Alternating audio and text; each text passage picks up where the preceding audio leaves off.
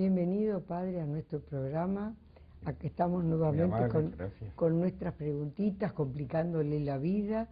Nos preguntan cómo sabemos que Dios nos ama y que nos habla, y que no sean cuentos. Bueno, lo sabemos por la Sagrada Escritura, por la Biblia, que trae no solamente esta revelación de que Dios nos ama, y porque nos habla, nos ama, nos habla, y nos dice cosas maravillosas, sino también porque se ha ido cumpliendo a lo largo de todos los siglos lo que realmente Dios nos ha hablado. Las profecías, las promesas, que la Iglesia Católica iba a crecer y prosperar desde una semilla pequeñísima, como un grano de levadura, como una semillita de levadura, hasta convertirse en un árbol frondoso. Todo, las persecuciones, todo, se va cumpliendo. De todo lo que dice la Biblia, hoy, a raíz de esta pregunta, quería efectivamente leer unas líneas que el Papa Benedicto XVI citó del evangelista San Juan, de la primera epístola del apóstol San Juan, que dice así: hemos creído en el amor de Dios. O sea que nuestra fe va dirigida muy concretamente a que Dios nos ama. Porque como dice San Juan en su primera epístola, en el capítulo 3, tanto amó Dios al mundo que entregó a su Hijo único para que todos los que creen en Él tengan la vida eterna. O sea, el amor de Dios es darnos también la vida eterna, que es esa perfección y felicidad de compartir toda la vida de Dios, de la Santísima Trinidad, para siempre. Pero ese amor de Dios, lo primero que hizo fue llevar a Él mismo a hablar con los hombres. Quería que nos fijáramos lo que dicen algunos pasajes de la Sagrada Escritura, de la Biblia, sobre esta persistencia de Dios a hablarnos, que es tan maravilloso. Acá en la tierra también, cuando una persona nos habla con cariño, nos produce mucho bien. Se produce una sintonía, hay como una devolución y con el tiempo va creciendo un amor y una amistad con el trato. Una comunicación real. Claro, y un darse. Cuando una persona se niega a hablarnos o nos quita la palabra, no nos deja hablar, es imposible que se dé eso que después se llama amistad, comunicación, respeto, mutuo amor, ¿no? Bueno, pues el Señor empieza, porque nos ama, a hablarnos desde el principio. Miren cómo cuenta el libro del Génesis, en el capítulo 1, cuando cuenta que Dios nos creó a su imagen y semejanza. Dijo Dios: hagamos al ser humano a nuestra imagen, a semejanza nuestra. Que ese hagamos en plural, hay una insinuación del misterio de la Santísima Trinidad. Y que mande sobre los peces del mar y las aves del cielo y todo lo que se arrastra por la tierra, etc. Creó pues Dios al hombre, a imagen suya, a imagen de Dios lo creó, varón y mujer los creó. E inmediatamente a continuación dice que empieza a hablarles. Los bendijo Dios y les dijo: sean fecundos, es decir, tengan hijos, multiplíquense, llenen la tierra y domínenla. Lo primero que hace Dios es hablar. Y les da también el encargo por un lado, de ir desarrollando a la familia humana, que se multipliquen, que tengan hijos, que también es, digamos, toda una visión de optimismo esperanzada sobre el futuro. Y les da el mandato de trabajar, que dominen la tierra, es decir, que trabajen en ella. Un poco después dirá la Escritura que Dios puso al hombre en el paraíso para que trabajara, para que lo cuidara. Va pasando el tiempo, y en otro pasaje, también en el libro del Génesis, en el capítulo 12, leemos la vocación de Abraham, que era este hombre que no era del pueblo judío por la sencilla razón de que el pueblo judío no existía en esa época. Todavía no. Y Dios decide formar a su pueblo a partir de este hombre, que era un caldeo, que vivía en lo que ahora diríamos que es Irak, en la desembocadura del río Éufrates.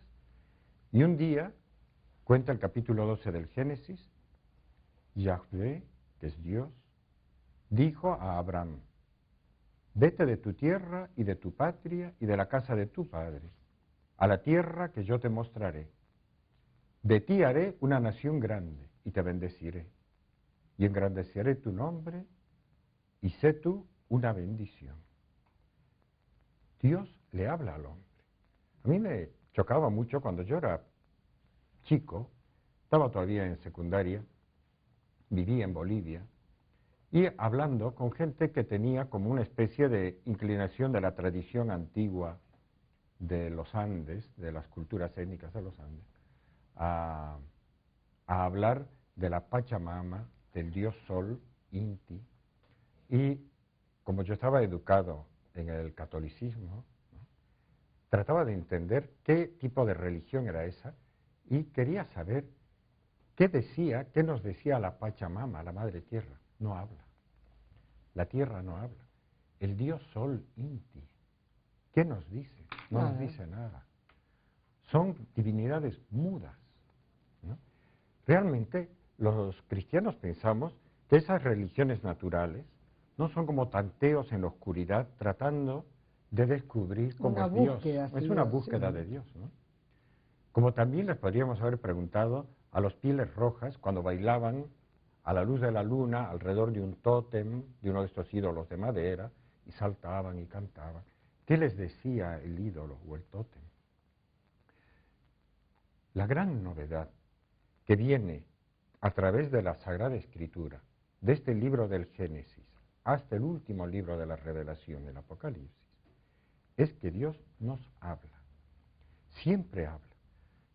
Además de Abraham, fíjense este otro episodio tan interesante, que es el episodio de Rebeca, que estaba casada con Isaac, el primer hijo de Abraham, hijo legítimo, digamos, y cuando quedó embarazada Rebeca, sintió que tenía a dos criaturas en su vientre, y que las dos se peleaban entre sí dentro de ella, y se angustia.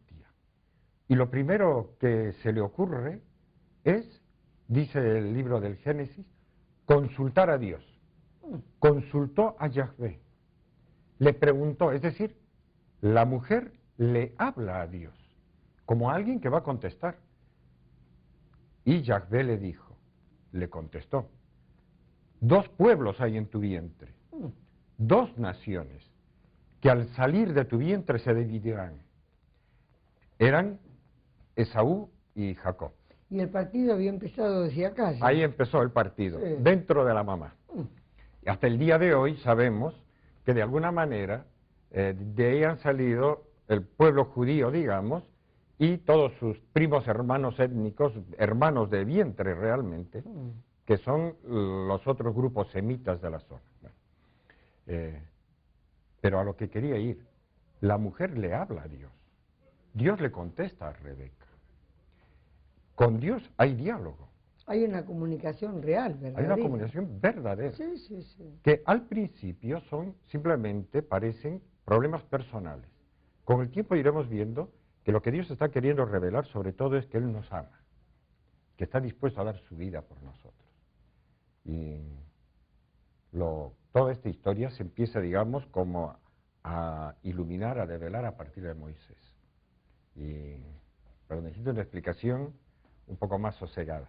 Después de una pequeña pausita la seguimos. Sí, como no, espera.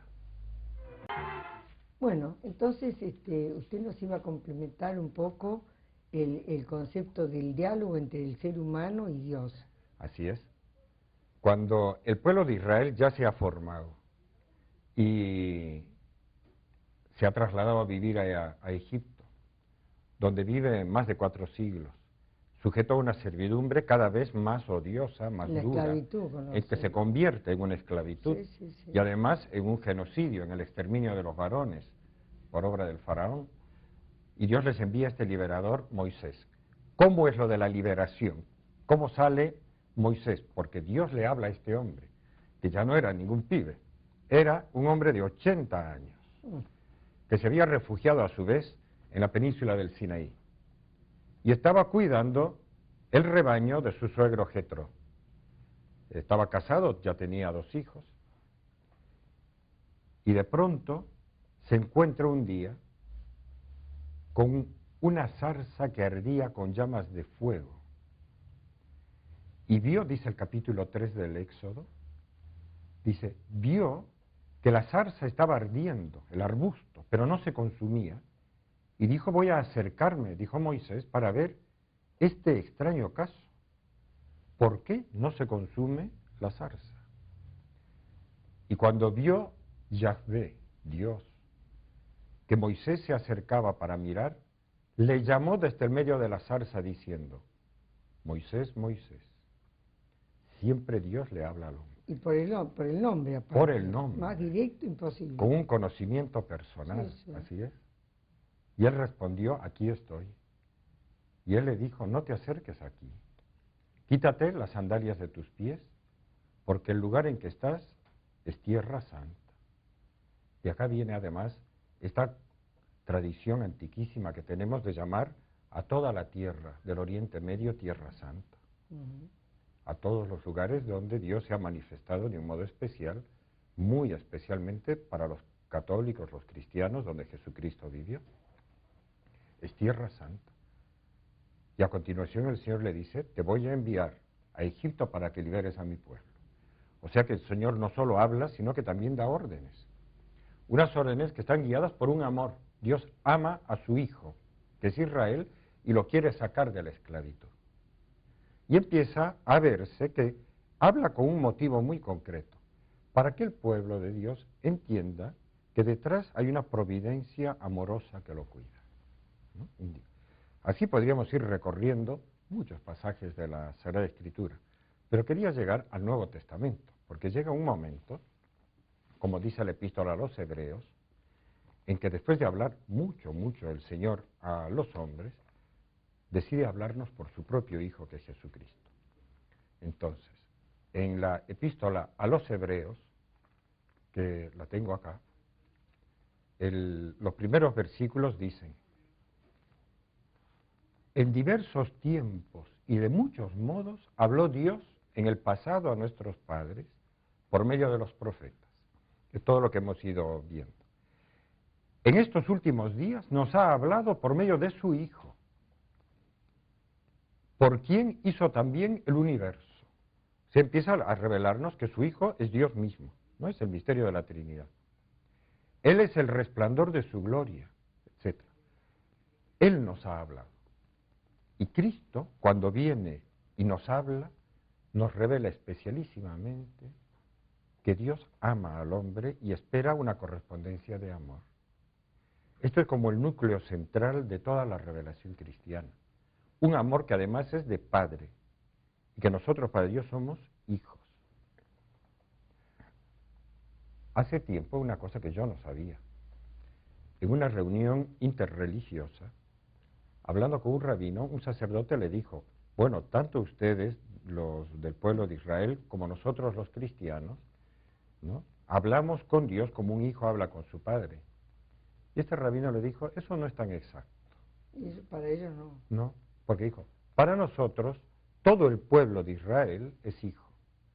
Pero no tenemos la costumbre, como ustedes los cristianos, de hablarle diciéndole Abba. La personalidad. Diciéndole papá, padre, padre nuestro, en personificado, ¿no? Claro. Por nuestro propio nombre. Es un amor muy especial el que Dios nos ha venido a revelar, que somos hijos para Él. Y que cuando estamos en problemas está dispuesto a dar su vida para ayudarnos. Esto lo dijo de muchas maneras el Señor, pero hay un pasaje en el Evangelio de San Juan, que es el capítulo 10, la parábola del buen pastor, en que el Señor, entre las cosas que nos habla, nos dice esto tan impresionante. Yo soy el buen pastor. El buen pastor da su vida por sus ovejas. El asalariado, el que no es pastor, al que no le pertenecen las ovejas, ve venir el lobo, abandona a las ovejas y huye, y el lobo las arrebata y las dispersa porque es un asalariado y no le importan las ovejas. Pero yo soy el buen pastor. Conozco a las mías y las mías me conocen. Es siempre un conocimiento personal. Como el Padre me conoce a mí, yo conozco al Padre. Y doy mi vida por las ovejas. El amor de Dios es un amor que llega hasta el extremo de dar la vida. Este Dios que nos habla no es una especie de fuerza, es un Padre. Ahora, los cristianos podríamos olvidarnos de hacer oración personal. Hay personas que piensan, ¿no? ¿Qué me va a escuchar a mí? ¿Por qué me va a escuchar a mí? O pensar, yo he hecho muchas macanas en la vida. Yo creo que entre Dios y yo se han cortado las relaciones, ¿no? Y nos olvidamos que lo que nos ha hablado con más claridad es que somos hijos, que tenemos que volver a Él, aunque hayamos hecho cosas muy malas en la vida. Para eso también nos contó Dios mismo en persona, Jesucristo, la parábola del hijo pródigo. El chico ese, que es hijo, y hace tantas barbaridades en la vida, pide el adelanto de herencia, disipa toda la fortuna y se queda reducido a una miseria en la que está cuidando chanchos, que es lo más ofensivo posible para contar dentro de la tradición judía. La degradación máxima casi. Y sí, ¿no? La pérdida de la dignidad absoluta. ¿Y qué es lo que piensa él? Que como se está muriendo de hambre va a volver a la casa de su padre. Y Dios cuenta esta parábola. Y cuenta que el padre lo está esperando todos los días, en una loma, a ver si se asoma algún día. Está impaciente, tiene ganas de verlo. De verlo, de que vuelva. Darle un abrazo, sí. Ya lo ha perdonado de antemano. Eso es lo que Dios nos cuenta de su relación con nosotros. Y el día que efectivamente aparece, va corriendo, se le abraza al cuello. Uno podría decir, pero viene oliendo a chancho, que es el peor olor posible que podía tener una persona. Si no era un perfume exquisito de París ni nada que se le parezca. Estas son las cosas que Dios nos habla. No es como estas divinidades puramente, digamos, terrenas, que se las puede llamar la Pachamama o el Dios Sol, ¿no? Que son mudas. Claro. Es una maravilla lo que sabemos de Dios. Bueno, no sé si todo esto termina de cerrar, ¿no? Son muy pocas palabras, pocas citas, pero espero que ayude. No, pero el concepto, gracias a Dios y a usted, ha quedado clarito. Así que el que se haga el sonso y no quiera hacer el diálogo es porque no tiene ganas de comprometerse, pero no porque no fue. Yo creo que en el fondo no es porque no crea, porque pruebas tenemos aún en el orden natural y humano, ¿no? Así es. Bueno, padre, muchas gracias por todo nuevamente. Un gusto.